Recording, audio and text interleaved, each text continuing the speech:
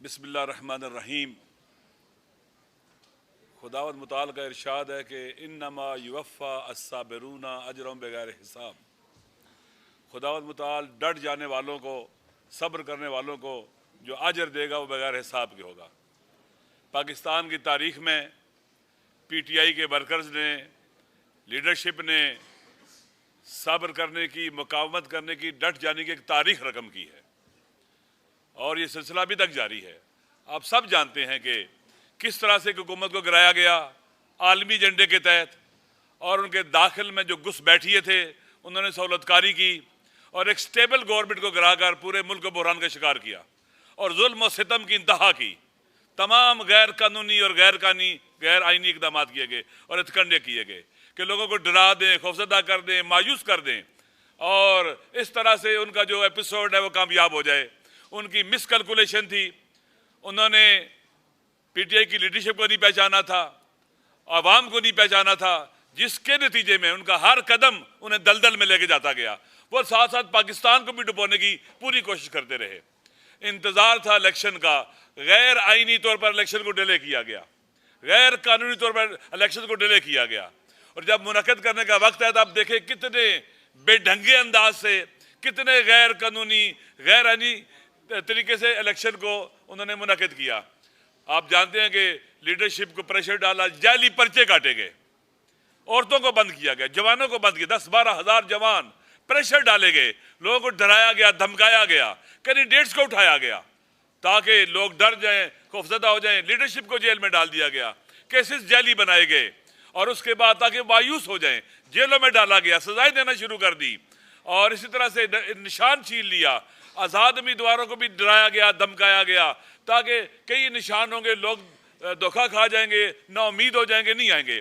लेकिन लोगों ने उनकी स्ट्रेटजी को कि कम से कम लोग शरीक हों, मायूस हो जाएं, इलेक्शन में भरपूर तरीके से शिरकत करके उनको नाकाम बनाया, नामुराद बनाया। और फिर आपको पता है कि 8 के बाद जो रात आई वो धांधली की रात थी। यानी लोगों ने 8 को जो वोट डाले थे वो, और जो फिर रात 12 बजे के बाद वोट डाले गए, वो इसलिए डाले गए थे ताकि लोगों के मैंडेट को बुलडोज किया जाए, चोरी किया जाए।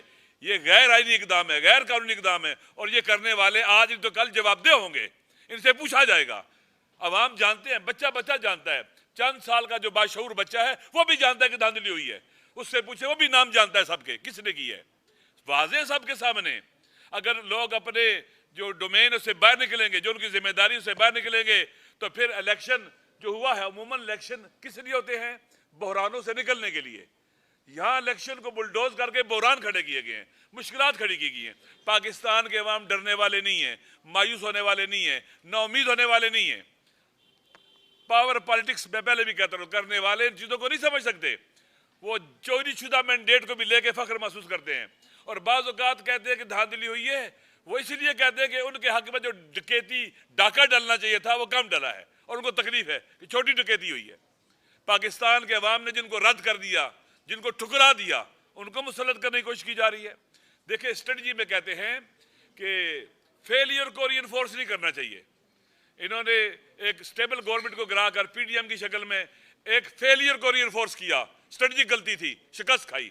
अब फिर दोबारा फेलियर को रीइंफोर्स कर रहे हैं, बदतरीन शिकस्त खाएंगे और रुसवा होंगे। लिहाजा हम जैसे खान साहब बाहर थे, हम इकट्ठे थे, हम इकट्ठे हैं, हम उनकी औलाद हैं जिन्होंने पाकिस्तान बनाया था। हम फिरका वारियत फैलाने वालों को कभी भी कामयाब नहीं होने देंगे। हम PTI पर कभी बोझ नहीं बनेंगे, बोझ उठाने वाले बनेंगे, साथ देने वाले बनेंगे।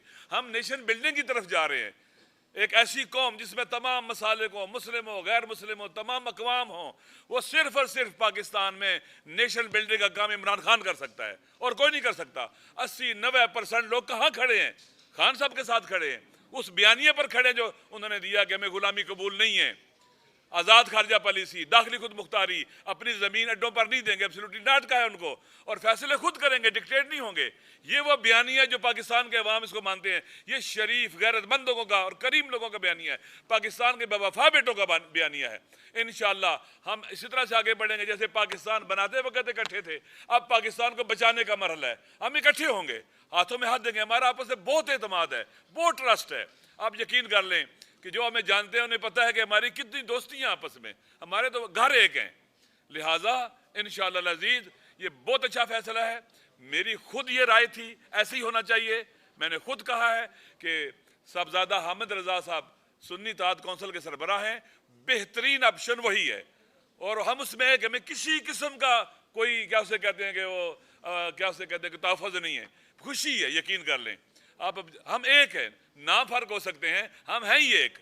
लिहाजा बहुत ज़बरदस्त है। इस मुश्किल मरहले में हम PTI के लिए साथ हैं। मैंने पहले भी कहा, खान साहब जिस बड़े काज को लेके चले हैं, जिसमें नेशन बिल्डिंग भी होगी, गवर्नमेंट बिल्डिंग भी होगी, कंट्री बिल्डिंग भी होगी, वतन को बचाने की तहरीक है।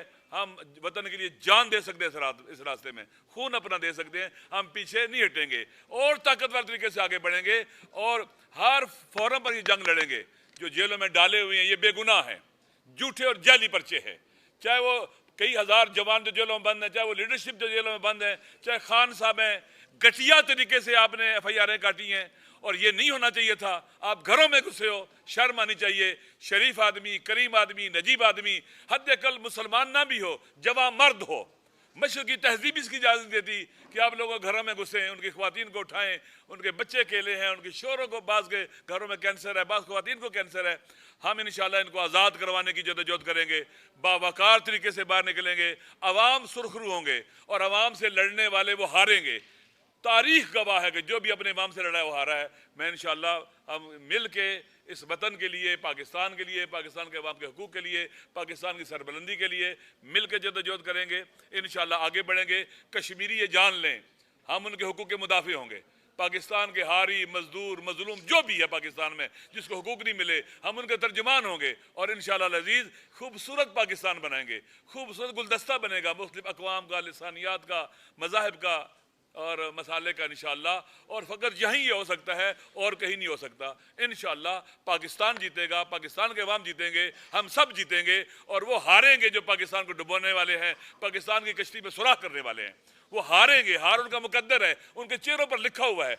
8 फरवरी को भी हारेंगे, आइंदा भी वो हारते रहेंगे इंशाअल्लाह। मैं फिर आप सबको का शुक्रिया अदा करता हूँ, आप तशरीफ़ लाएँ और हम जब तक जिंदा है हम खान साहब के साथ हैं इस बयानिए पर और इंशाअल्लाह इससे एक कदम भी पीछे नहीं हटेंगे। वस्सलाम वालेकुम।